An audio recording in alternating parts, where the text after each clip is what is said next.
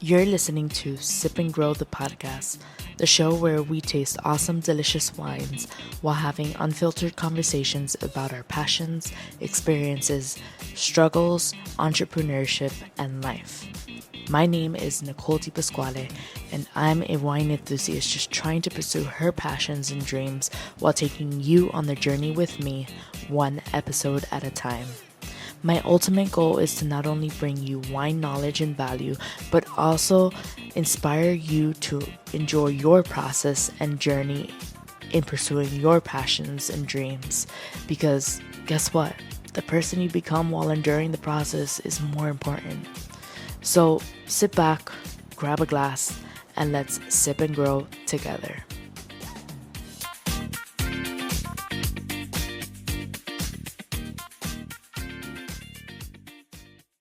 Hi guys, and welcome back to another episode of Sip and Grow the podcast with me, your host, Nicole Di Pasquale.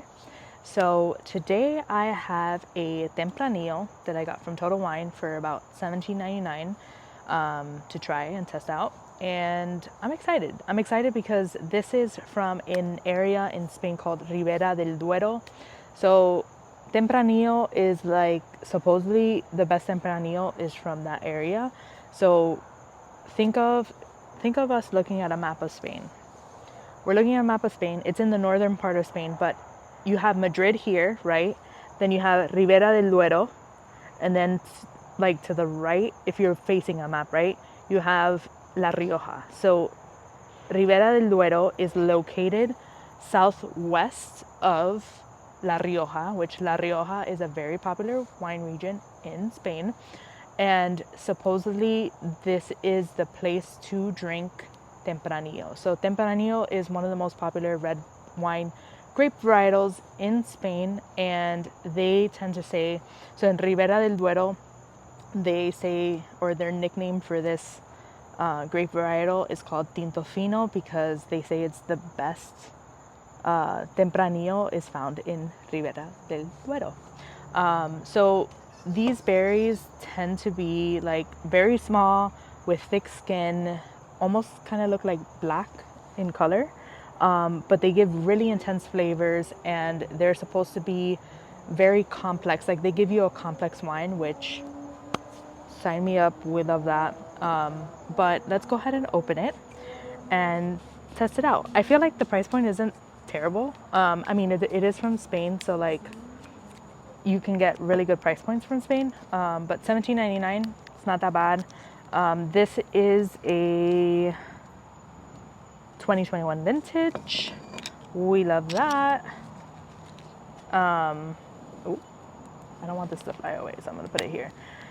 But it's so funny because the other day I was like, I have been consistently going to yoga, which if you personally know me, you know that I do between soccer and yoga, like those are my two go-to like physical activities. And I also do like strength training workouts in my gym, like at home.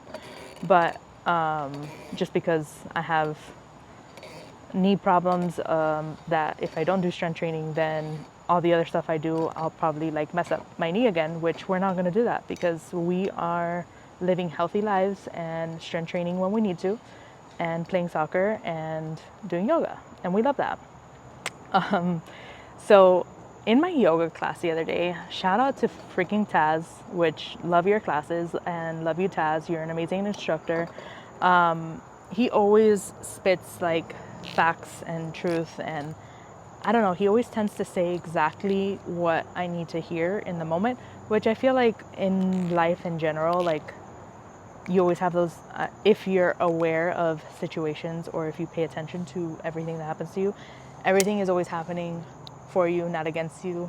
I've said that before, but everything is happening exactly as it needs to, and like nothing is a coincidence, right? So like in his class this past week, he was talking about alignment with yourself. So alignment with self, right? And I was in what's called Savasana, which usually is meditation at the end of your yoga practice. And he was like talking about this as we were preparing to get into Savasana. And I was like, oh my God, Taz once again is spitting pure facts. We love this. But he inspired me to talk about this on this episode, just because I feel like it's something that I wanted to share, and like if they could help someone, great, and if it doesn't, like it's just something that I think is how I live my life in a way. So alignment with self is basically you living like aligned with who you are, right? So like I started thinking, okay, what are characteristics of being aligned with yourself? Well, first and foremost, alignment with yourself means being authentic to who you are. So like being authentic to who you are is essentially you being exactly who you are every single day of the week, every single day, and not really caring what anyone else thinks, and just like living your truth and speaking your truth. And I feel like a lot of people in this world don't authentically live to who they are, and they just try to fit in to be accepted, and like that comes with a whole nother thing of like working on yourself. But ultimately, Tazz's message that day was, you know, you need to be able to communicate your needs to others, and not like you have to live in alignment with who you are, and then you also need to be able to communicate what you need to others, because at the end of the day, no one's going to know what you need until you communicate that to them, which is absolutely true. But he also said, which was something I was like, oh well, that's also true. He was like, and a lot of times people might not understand what you need. Like you can tell them and communicate to them, and it could be someone you love, it can be a family member, a friend, a significant other, whoever it is, a stranger. You can communicate exactly what you need, and they can still not understand what you need. But that's okay, because you did your part in communicating what you need. Because a lot of times you know, we get upset in certain situations, or we get disappointed, but like it's essentially because of lack of communication. I think I'm just a random person here doing her podcast, sipping wine, talking about wine and life. But I think a lot of times it's you, communication is key for everything. And like as long as you know who you are and you're aligned with who you are, which means you're living to your values and your beliefs, and you do everything with integrity and with your authentic self, then like the rest of the stuff that happens doesn't matter, because you're doing everything on your end that you need to do. Now, if someone else doesn't understand that, whether it be, you know, a parent, a sister, a brother, a friend, a stranger, a coworker, whatever it may be, if they don't understand that, that's their problem, not yours. But I feel like when you're truly aligned with who you are and living in alignment with yourself, you tend to have a very peaceful and happy life. And I know that a lot of people are like, oh, well, you're just saying that because you have, like, a lot of people might say, right? And this is just assumptions, because assumptions, you know, also kill.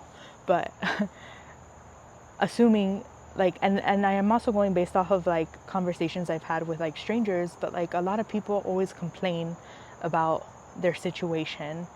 And a lot of times, yeah, life is hard. Yeah, we all go through things, and like your hard doesn't make my hard look any less or more than yours, because all of us go through certain things, and it's the thing we're going through. It's not better or worse than anyone else. It's just your thing.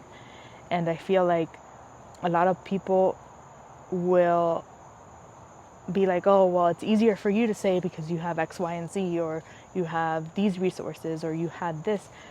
And at the end of the day, it doesn't matter, because your cards are your cards. They're the cards you were dealt with, and it's what you do with those cards that matter. So like, I think the key to overcoming obstacles, or the key to overcoming the cards you were dealt, is being aligned with yourself. Because if you truly are aligned with yourself and don't care what people say, are exactly who you are, no filter, and you know, you live with integrity and based off of your, you know, beliefs, you do everything based off of like who you are and what you believe in, then like you're gonna attract in the right type of people. And if someone wants to like not be a part of that, it's because they're not meant to be a part of your life. But ultimately, when you're truly living with your authentic self and your aligned self, you're gonna have the best life ever. And like, yeah, there's always gonna be hiccups in the road. You're always gonna come across obstacles, but like, it's having the people that love you and support you no matter what, that truly matter. And I feel like the only way to get that is like finding the people that love you exactly for who you are. Because when you're 100 with yourself, you can give 100% to everybody else. And like, that is, I think, one thing that a lot of people don't understand is like,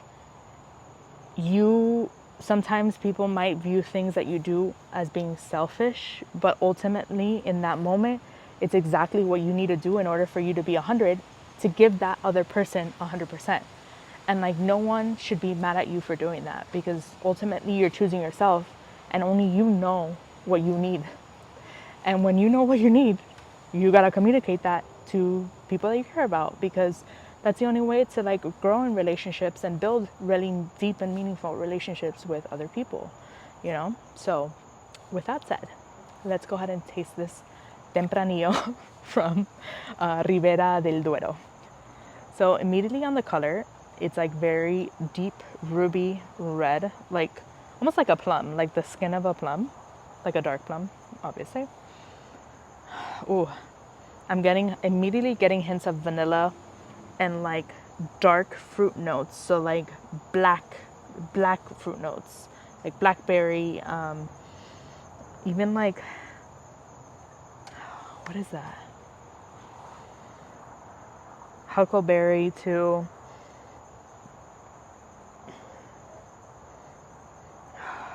There's something else in there. Let's taste it.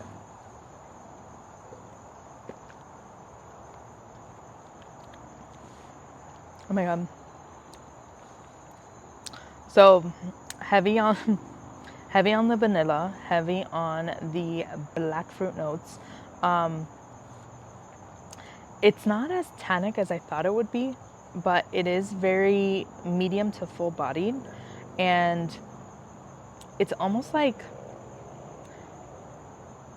it goes down really quickly. So like, it's not, the taste doesn't last very long on your tongue, which I don't know if I like that.